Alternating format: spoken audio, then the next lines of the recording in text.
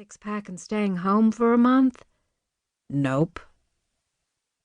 Marcie couldn't decide if she disliked Brandon Rodgers or just found him dead boring. If they spoke, they had pretty much the same conversation every week. He was a Clydesdale of a man, bigger than most, but easy-moving. She had no doubt he talked to his horses far more than he ever did people. It wasn't like she didn't know him. He was about 3 years older than her, owned a place north of here, ran a few cattle and bred some kind of horses, she'd heard. Folks always commented that the Rodgers clan kept to themselves, but lately he was the only Rodgers around. His mother died, and his sister married and moved off.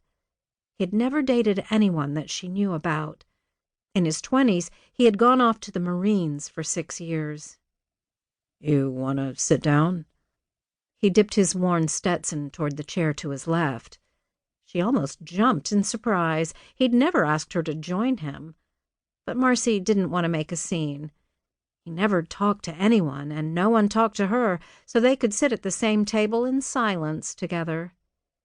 In a strange way, they were made for each other, she thought. Sure. You want a drink? His words were so low they seemed faded by the time they reached her. No. Marcie folded her arms and stared at him.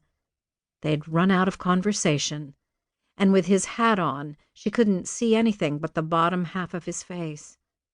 Strong jaw. A 1-inch scar on the left of his chin was almost camouflaged by his week old beard. He wasn't handsome or homely. She decided to wait him out. She guessed he wasn't a man to enjoy chatter. I'm not trying to pick you up, Marcie, he finally said, with the same emotion he'd read a fortune cookie. I know.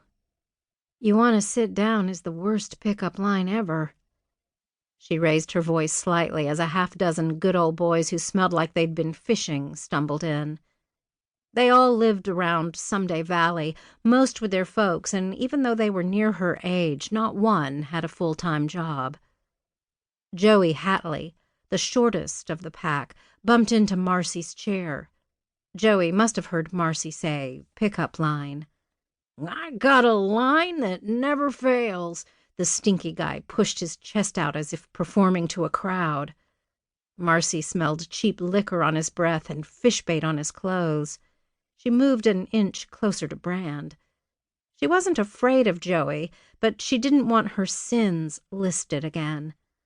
Some of the bar regulars liked to remind her that she was a jailbird's girlfriend. Luckily, Joey was more interested in talking about himself tonight. I can pick up any gal with just a few words. I walk up to a table of pretty gals and say, Evening, ladies.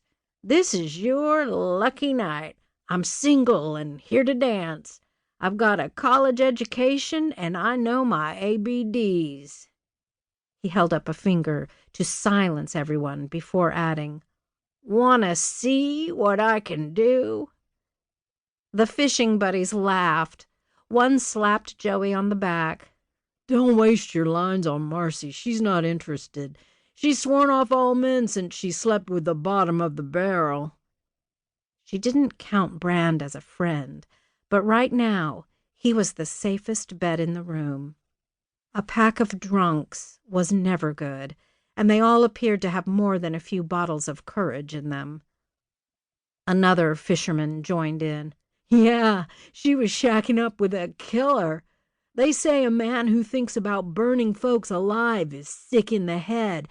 If you ask me, she knew what he was planning. She don't deserve to just walk away free when that fire Boone said almost killed 4 people. Least we should do is give her a spanking.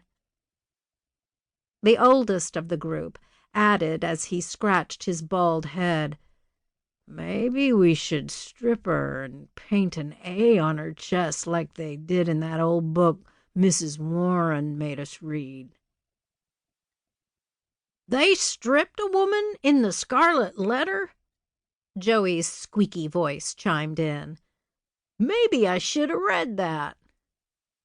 His buddy added, There were no